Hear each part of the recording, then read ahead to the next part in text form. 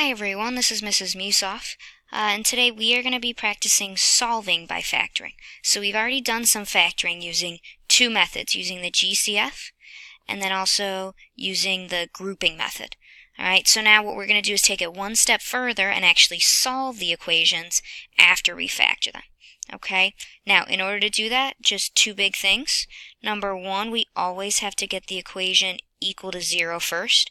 So if it's not equal to 0, you got to move stuff around. Alright, and then number two is no matter which method you're using, the first step is that we are always going to check for a GCF. Alright, so first we'll check for the GCF and then we'll see if there's anything else we need to do. Alright, so for this warm-up, let's take a look at it together and remind ourselves how to do problems like this. Okay, because this is from a couple units ago. It says x squared plus 7x plus 12 equals 0, and we're trying to solve this. Okay, that's what the directions should say. It should say solve.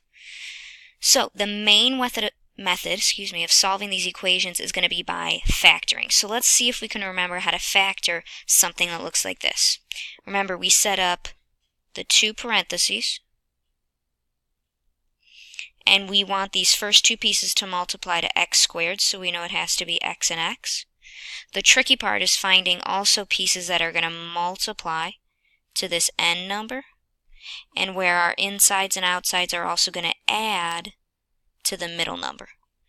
Okay, so normally we would list it out. We'd say, all right, 12. That could be 1 and 12, 2 and 6, or 3 and 4. Any of those look like they might also add to 7. I think we found a winner. So we'll put that in there, 3 and 4.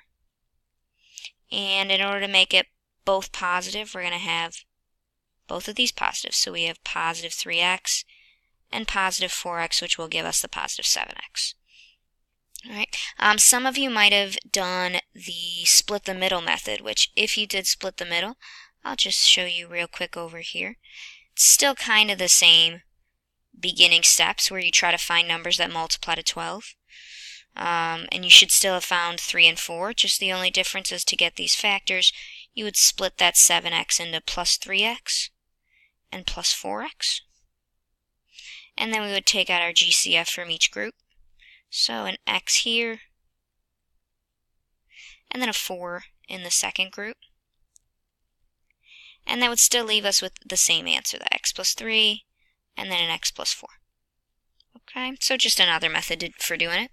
But either way, after you factor it, the fact that it has this equals 0 at the end tells us that we need to do an extra step, and that extra step is to solve. So we're going to take each factor, and we're going to set it equal to 0, and then we're going to solve. Okay, and these should be nice, easy equations to solve. Subtract 3 from both sides. So I get one answer is x equals negative 3. And then on the other equation, subtract 4, and I'll get a second answer of x equals negative 4. Alright, so that's a little reminder from a couple chapters ago, solving by factoring. That's basically what we're doing again, just instead of using that method, we're going to use our other two methods that we've learned, the GCF method and the grouping method. So let's try a couple of problems like that. Okay, in number 1, x cubed minus 5x equals 0. First thing we're going to check for is there a GCF?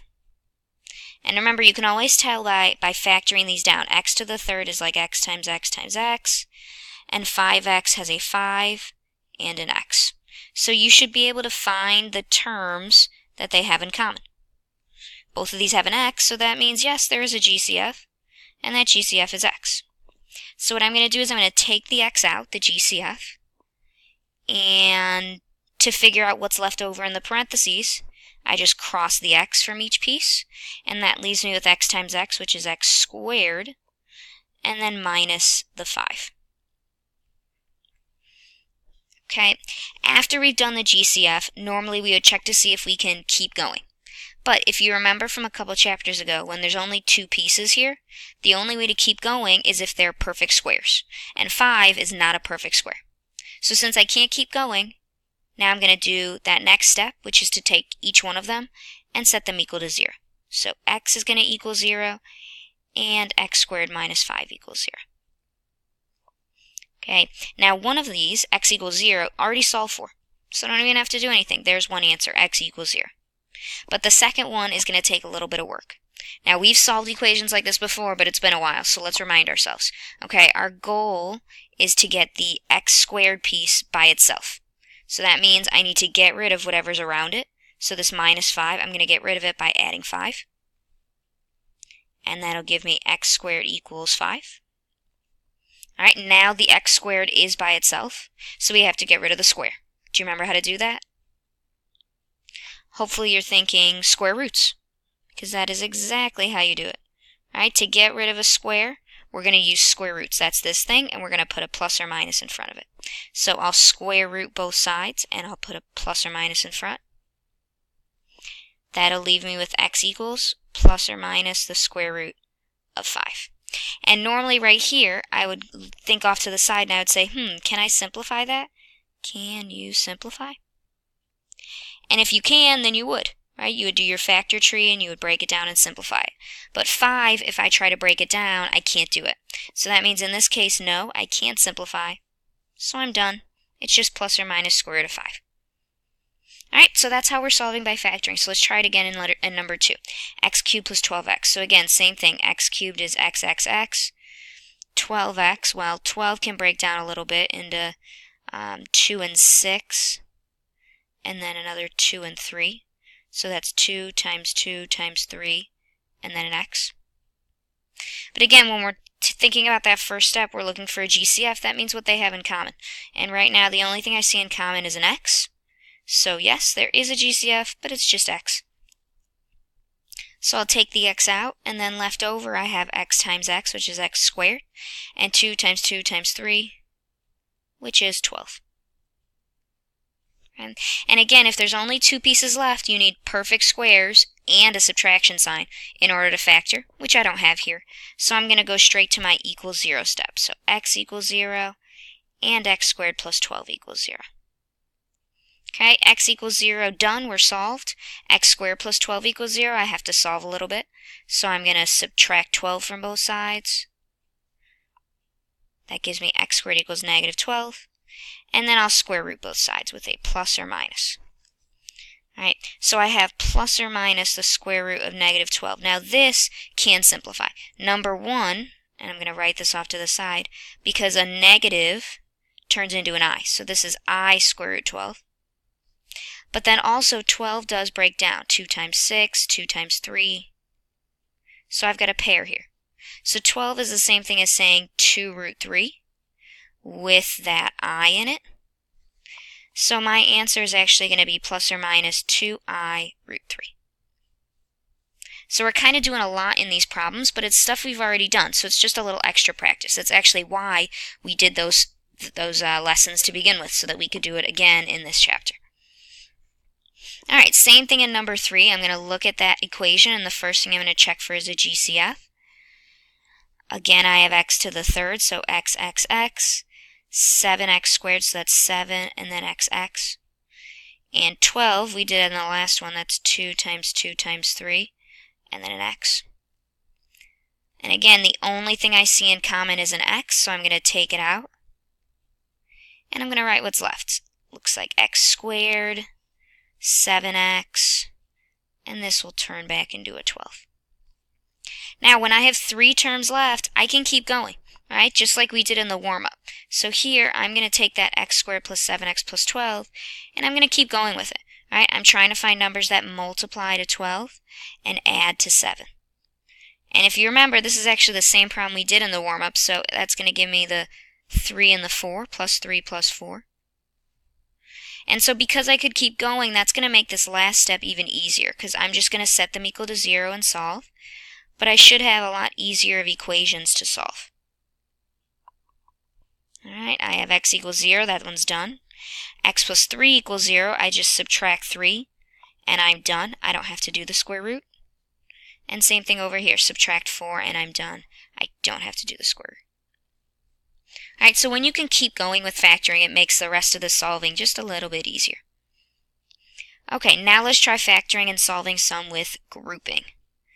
Okay, so remember, grouping is when you have 4 terms, and we split it up into 2 groups. We look at just the first 2, and then the second 2. And you look for a GCF for both. Okay, x to the third, that's x, and then 2x squared is 2xx. So it looks like I have xx in common, so that's x squared. And left over is x minus 2. Okay, and I'll do the same thing over here. So 4x, that's 2 times 2 times x. And 8, if you need to break it down, go ahead. 8 is 2 times 4, and 4 is 2 times 2. So there should be 3 2's. So it looks like they have 2 times 2 in common, which is 4. And I'm always going to put that plus sign if it's a positive, so that I don't forget that that's like a plus 4 that I'm putting together. Otherwise, sometimes we forget what sign to put later. Okay, and then again, I have an x minus 2 left. And remember, with grouping, there's one extra step. You're going to take the x minus 2, that common factor, bring it to the front, and then I'm left over with an x squared plus 4. Okay, so this part here, that is the grouping part. I should say that part also. Okay, now sometimes you can keep factoring after grouping, but remember, in order to keep factoring, you need to have a perfect square, which I do. 4 is a perfect square. But I also need to have a minus sign there. So since I don't have a minus sign, I can't keep factoring.